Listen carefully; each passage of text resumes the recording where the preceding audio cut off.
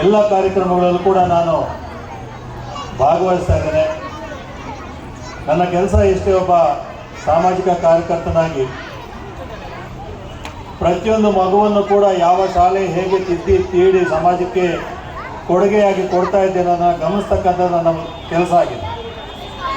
ಹಾಗಾಗಿ ಈಗಾಗಲೇ ವಿದ್ಯಾಶಿಲ್ಪ ಅಕಾಡೆಮಿಯ ಇಡೀ ತಂಡ ಅಧ್ಯಕ್ಷರಿಂದ ಹಿಡಿದು CEO ಡೈರೆಕ್ಟರ್ಸ್ ಎಲ್ಲ ಕೂಡ ನಿಜವಾಗ್ಲೂ ಕೂಡ ತುಂಬ ಬದ್ಧತೆಯಿಂದ ಕೆಲಸ ಮಾಡ್ತಾ ಇದ್ದಾರೆ. ವಿವಿಧ ಕ್ಷೇತ್ರಗಳಿಂದ ಬಂದಿರತಕ್ಕಂಥವರು ಶಾಲೆಯ ಜವಾಬ್ದಾರಿಯನ್ನು ತೆಗೆದುಕೊಂಡಿರ್ತಕ್ಕಂಥದ್ದು ನಾನು ನೋಡ್ತಾ ಇದ್ದೇನೆ. ಅವರೆಲ್ಲರ ಅನುಭವ ಮಕ್ಕಳಿಗೆ ಸಿಗಲಿ ಅಂತೇಳಿ ಹಾರೈಸ್ತಾ ಇದ್ದೇನೆ. ಜೊತೆಗೆ ಈಗ ಕಾರ್ಯಕ್ರಮಗಳು ಪ್ರಾರಂಭ ಆಗಬೇಕಾಗಿರೋದ್ರಿಂದ ಮಕ್ಕಳಿಗೆ ಹಿತವಚನ ಹೇಳುವ ಸ್ಥಿತಿಯಲ್ಲಿ ಇಲ್ಲದೇ ಇದ್ರೂ ಕೂಡ ಪೋಷಕರಿಗೆ ಒಂದು ಮಾತನ್ನು ಹೇಳಕ್ಕೆ ಬಯಸ್ತೇನೆ. ದಯವಿಟ್ಟು ನಿಮ್ಮ ಮಕ್ಕಳ ವಿದ್ಯಾಭ್ಯಾಸದ ಬಗ್ಗೆ, ಅವರ ಅಭಿವೃದ್ಧಿಯ ಬಗ್ಗೆ ತಾವು ಹೆಚ್ಚಿನ ಗಮನವನ್ನು ಕೊಡಬೇಕಾಗ್ತದೆ. ನಿಮ್ಮ ಗಮನ ಅವ್ರ ಕಡೆ ಹೆಚ್ಚು ಇದ್ದಷ್ಟು ಕೂಡ ಅವರು ಒಳ್ಳೆಯ ವ್ಯಕ್ತಿಗಳಾಗಿ ಸಮಾಜಕ್ಕೆ ಬರ್ತಾರೆ ಅಂತಕ್ಕಂಥದ್ದು ನನ್ನ ಆಸೆ. ಎಲ್ಲ ಕ್ಷೇತ್ರಗಳಲ್ಲೂ ಕೂಡ ಉತ್ತಮವಾದಂಥ ವ್ಯಕ್ತಿಗಳನ್ನು ನೋಡಬೇಕಾಗಿರ್ತಕ್ಕಂಥ ಅನಿವಾರ್ಯ ಸಂದರ್ಭ ಬಂದಿದೆ. ಇವಾಗ ಯಾವ ಕ್ಷೇತ್ರದಲ್ಲಿ ತೆಗೆದುಕೊಂಡ್ರೂ ಕೂಡ ನಾವೆಲ್ಲೋ ಜವಾಬ್ದಾರಿಯನ್ನು ಕಳ್ಕೊಂಡಿದ್ದೀವಿ. ಸಮಾಜಕ್ಕೆ ಕೊಡುಗೆಯಾಗಿ ಕೊಡಬೇಕಾಗಿರ್ತಕ್ಕಂಥ ವ್ಯಕ್ತಿಗಳನ್ನು ಎಲ್ಲೋ ನಾವು ಜವಾಬ್ದಾರಿ ತೆಗೆದುಕೊಳ್ಳದೇ ಇರೋದ್ರಿಂದ ಸಾಕಷ್ಟು ಅನಾಹುತಗಳನ್ನು ನೋಡುವಂಥ ಸಂದರ್ಭ ಬರ್ತಾ ಇದೆ. ಹಾಗಾಗಿ ಸಾಮಾಜಿಕ ಕಾರ್ಯಕರ್ತನಾಗಿ ನನಗೆ ಬೇಕಾಗಿರ್ತಕ್ಕಂಥದ್ದು ಇಷ್ಟೇ. ಎಲ್ಲ ಶಿಕ್ಷಕರಲ್ಲಿ, ಎಲ್ಲ ಶಾಲೆಗಳ ಮುಖ್ಯಸ್ಥರಲ್ಲಿ ಮನವಿ ಮಾಡ್ಕೊಳ್ತೇನೆ, ದಯವಿಟ್ಟು ನೀವು ಹೇಗೆ ಯಾರಾದರೂ ಅಚೀವ್ಮೆಂಟ್ ಮಾಡಿದಾಗ ನನ್ನ ಸ್ಟೂಡೆಂಟು, ನಮ್ಮ ಶಾಲೆಯ ಸ್ಟೂಡೆಂಟು ಅಂತ ಹೇಳಿ ಅವ್ರನ್ನ ಪ್ರೋತ್ಸಾಹಿಸಿ ಬೆನ್ನು ತಟ್ಕೊಳ್ತೀರಾ, ಅದೇ ರೀತಿ ನಿಮ್ಮಿಂದ ಹೊರಗಡೆ ಬಂದಿರತಕ್ಕಂಥ ಮಕ್ಕಳು ನಾಳೆ ಬೆಳಗ್ಗೆ ಕೆಟ್ಟ ಕೆಲಸ ಮಾಡಿ ನಿಮಗೆ ಕೆಟ್ಟ ಹೆಸರು ತರದ ರೀತಿಯಲ್ಲಿ ಆ ಮಕ್ಕಳನ್ನು ಬೆಳೆಸಿ ಹೊರಗಡೆ ಸಮಾಜಕ್ಕೆ ಕೊಡಿ ಅಂತೇಳಿ ನಾನಾದರೂ ಕೂಡ ನಿಮ್ಮಲ್ಲಿ ಕಳಕಳಿಯಿಂದ ಕೇಳ್ಕೊಳ್ತಾ ಇದ್ದೇನೆ. ಪೋಷಕರೇ, ಶಾಲೆಗೆ ಕಳಿಸುವಷ್ಟು ಮಾತ್ರಕ್ಕೆ ನಿಮ್ಮ ಜವಾಬ್ದಾರಿ ಹೋಗೋದಿಲ್ಲ. ಇವತ್ತು ಪ್ರತಿದಿನ ಮನೆಯಿಂದ ಹಿಡಿದು ಮನೆಗೆ ಶಾಲೆಗೆ ಹೋಗಿ ಮತ್ತೆ ಮನೆಗೆ ವಾಪಸ್ ಬರೋವರೆಗೂ ಕೂಡ ಇವತ್ತು ಮಕ್ಕಳು ಆತಂಕದ ಸ್ಥಿತಿಯಲ್ಲಿದ್ದಾರೆ. ಯಾವ ಮಗುಗೆ ಯಾವ ಸಂದರ್ಭದಲ್ಲಿ ಏನಾಗುತ್ತೆ ಅಂತಕ್ಕಂಥದ್ದು ಗೊತ್ತಿಲ್ಲ. ಹಾಗಾಗಿ ಹಲವಾರು ಪ್ರಕರಣಗಳನ್ನು ನಾವು ಗಮನಿಸ್ತಾ ಇದ್ದೇವೆ. ಕೂಡ ಡಾಕ್ಟರ್ ಸತ್ಯನಾರಾಯಣ ರೆಡ್ಡಿ ಅವ್ರಿಗೆ ಮೆಸೇಜ್ ಬರ್ತಾ ಇದೆ. ಏನಾಗ್ತಾ ಇದೆ,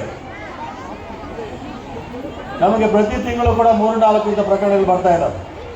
ಅದು ಯಾವುದೇ ಮಗು ಆಗ್ಬೋದು. ಆತಂಕಕ್ಕೀಡಾಗ್ತಕ್ಕಂಥ ಸಂದರ್ಭಗಳಿರೋದ್ರಿಂದ ನೀವು ಶಾಲೆಗೆ ಕಳೆದಷ್ಟು ಮಾತ್ರಕ್ಕೆ ಜವಾಬ್ದಾರಿ ಕಳ್ಕೊಳ್ಳೋದಕ್ಕೆ ಆಗೋದಿಲ್ಲ. ಪ್ರತಿ ಕ್ಷಣ ಕೂಡ ಮಕ್ಕಳನ್ನು ಗಮನಿಸಿ ಅವರ ಚಲನವಲನಗಳನ್ನು ಗಮನಿಸ್ತಕ್ಕಂಥದ್ದು ಇವತ್ತು ತುಂಬ ಅವಶ್ಯಕತೆ ಇದೆ. ದಯವಿಟ್ಟು ಆ ಕೆಲಸವನ್ನು ಮಾಡ್ತಾ ಮತ್ತೊಮ್ಮೆ ನಿಮ್ಮಲ್ಲಿ ರಿಕ್ವೆಸ್ಟ್ ಮಾಡ್ತೇನೆ, ನಿಮ್ಮ ಆಸೆಗಳೇನಿದೆ, ನಿಮ್ಮ ಅನಿಸಿಕೆಗಳೇನಿದೆ, ಅದನ್ನು ಸಾಕಷ್ಟು ಒತ್ತಡ ಹಾಕಿ ಮಕ್ಕಳನ್ನು ಬೆಳೆಸೋದಕ್ಕೆ ಹೋಗಬೇಡಿ. ಪ್ರಾರಂಭದಲ್ಲಿ ಅವೆಲ್ಲ ಇರುತ್ತೆ, ಆದರೆ ಮಕ್ಕಳು ಬೆಳೀತಾ ಬೆಳೀತಾ ಅವರ ಆಸೆ ಆಕಾಂಕ್ಷೆಗಳೇನಿದೆ, ಅವರು ಏನಾಗಬೇಕು ಅಂದ್ಕೊಳ್ತಾ ಇದ್ದಾರೆ ಅದನ್ನು ಗಮನಿಸಿ ಅದನ್ನು ಪ್ರೋತ್ಸಾಹ ಮಾಡಲಿಕ್ಕೆ ಪ್ರಯತ್ನ ಮಾಡಿ. ನಿಮ್ಮ ಆಸೆಗಳೇನಿದೆ ಅದರ ಒತ್ತಡ ಹಾಕಿ ಮಕ್ಕಳನ್ನು ಜಿಗುಪ್ಸೆ ಪಡುವಂತೆ ಅಥವಾ ಒತ್ತಾಯಪೂರ್ವಕವಾಗಿ ಓದಿ ಅದು ಅವ್ರಿಗೆ ಬದುಕಿಗೆ ಸಾರ್ಥಕ ಆಗದ ರೀತಿಯಲ್ಲಿ ಅವ್ರನ್ನ ಬೆಳೆಸೋದು ಬೇಡ ಅಂತ ಹೇಳ್ತಾ, ಇದೇ ರೀತಿಯಲ್ಲಿ ಶಾಲೆಗಳಲ್ಲೂ ಕೂಡ ನಾನು ಅದನ್ನು ಅಪೇಕ್ಷೆ ಪಡ್ತಾ ಇದ್ದೀನಿ. ನಿಮ್ಮಿಂದ ಬರ್ತಕ್ಕಂಥ ಕೊಡುಗೆ ಸಮಾಜಕ್ಕೆ ಉತ್ತಮವಾಗಿರಲಿ, ಯಾವುದೇ ರೀತಿಯಲ್ಲಿ ನಿಮಗೆ ಕೆಟ್ಟ ಹೆಸರು ತರೋದು ಬೇಡ ಅಂತ ಹೇಳ್ತಾ ನಾನು ಪ್ರತಿ ಸಾರಿ ಮಕ್ಕಳಿಗೆ ಹೇಳೋದಕ್ಕೆ ಪ್ರಯತ್ನ ಮಾಡ್ತಾ ಇದ್ದೀನಿ. ಸ್ವಲ್ಪ ಈಗ ಸ್ಯಾಂಪಲ್ಸನ್ನು ನೋಡಿದ್ವಿ, ತುಂಬ ಚೆನ್ನಾಗಿ ಮಕ್ಕಳನ್ನು ತಯಾರು ಮಾಡ್ತಾ ಇದ್ದೀರಾ. ಅದೇ ರೀತಿ ಮಕ್ಕಳನ್ನು ವ್ಯಾಲ್ಯೂಸ್ ಇರ್ತಕ್ಕಂಥ ಮಕ್ಕಳನ್ನಾಗಿ ಬೆಳೆಸಿ. ಅವ್ರು ಎಷ್ಟೇ ಜೀವನ ಎಷ್ಟೇ ಮಾಡಿದ್ರು ಕೂಡ, ಎಲ್ಲೇ ಹೋದರೂ ಕೂಡ ವ್ಯಾಲ್ಯೂಸ್ ಇಟ್ಕೊಂಡು ತಮ್ಮ ಬದುಕನ್ನು ಸಾಗಿಸ್ತಕ್ಕಂಥ ವ್ಯಕ್ತಿಗಳನ್ನು ಹಾಗೆ ಮಾಡಿ ಅಂತ ಹೇಳ್ತಾ ನಾನು ಕೊನೆಯದಾಗಿ ಹೇಳಲಿಕ್ಕೆ ಬಯಸ್ತೇನೆ, ಎಲ್ಲರಿಗೂ ಕೂಡ ನಾವು ಮನುಷ್ಯರಾಗಿ ಹುಟ್ಟಿದ ಮೇಲೆ 3 ಋಣಗಳನ್ನು ತೀರಿಸುವಂಥ ಕೆಲಸವನ್ನು ಮಾಡಬೇಕು ಅಂತೇಳಿ ಹಿರಿಯರು ಹೇಳ್ತಾರೆ. ಒಂದು ತಂದೆ ತಾಯಿಯ ಋಣ, ಒಂದು ಗುರುಗಳ ಋಣ ಮತ್ತು ಈ ದೇಶದ ಮಣ್ಣಿನ ಋಣ. ಯಾವಾಗಲೂ ಕೂಡ ತಂದೆ ತಾಯಿಯ ಋಣವನ್ನು ತೀರಿಸಿಲ್ಲ ಅಂತಂದರೆ ನಾವು ಮನುಷ್ಯನ ಅನ್ಸ್ಕೊಳ್ಳೋದಿಲ್ಲ. ಹಾಗೆಯೇ ನಮ್ಮನ್ನು ತಿದ್ದಿ ತೀಡಿ ಸಮಾಜಕ್ಕೆ ಕೊಡುಗೆ ಕೊಡ್ತಾ ಇರ್ತಕ್ಕಂಥ ಗುರುಗಳನ್ನು, ಮಾರ್ಗದರ್ಶನ ಕೊಡ್ತಕ್ಕಂಥವ್ರನ್ನ, ಅವರನ್ನು ಋಣವನ್ನು ತೀರಿಸುವಂಥ ಕೆಲಸವನ್ನು ನಾವು ಮಾಡಲೇಬೇಕಾಗ್ತದೆ. ಜೊತೆಗೆ ಈ ದೇಶಕ್ಕೂ ಕೂಡ, ಈ ಮಣ್ಣಿಗೆ ನಾವು ಋಣವನ್ನು ತೀರಿಸಬೇಕಾಗ್ತದೆ. ನಾನು ಯಾವುದೋ ಒಂದು ಮಾತಾಡ್ತಾ ಇದ್ದೆ. ಹಾಗಾಗಿ ದಯವಿಟ್ಟು ಈ 3 ಋಣಗಳ ತೀರಿಸುವಂಥ ಕೆಲಸವನ್ನು ತಂದೆ ತಾಯಿ ಕೂಡ ಅವರಿಗೆ ಮಾರ್ಗದರ್ಶನ ಕೊಡಬೇಕಾಗ್ತದೆ, ಶಿಕ್ಷಕರು ಕೂಡ ಕೊಡಬೇಕಾಗ್ತದೆ, ಶಾಲೆಗಳು ಈ ನಿಟ್ಟಿನಲ್ಲಿ ಜವಾಬ್ದಾರಿ ತೆಗೆದುಕೊಳ್ತೀವಿ ಅಂತ ಹೇಳ್ತಾ ಶುಭಾಶಯಗಳನ್ನು ಕೋರ್ತಾ ಮಕ್ಕಳಿಗೆ ಕಾರ್ಯಕ್ರಮಗಳು ಚೆನ್ನಾಗಿ ಮೂಡಿ ಬರಲಿ. ಇನ್ನು ಮುಂದೇನು ಕೂಡ ತಮ್ಮ ಭವಿಷ್ಯ ಉತ್ತಮವಾಗಲಿ ಅಂತ ಹೇಳಿ ನನ್ನ ಮಾತನ್ನು ಮುಗಿಸ್ತಾ ಇದ್ದೀನಿ. ನಮಸ್ಕಾರ.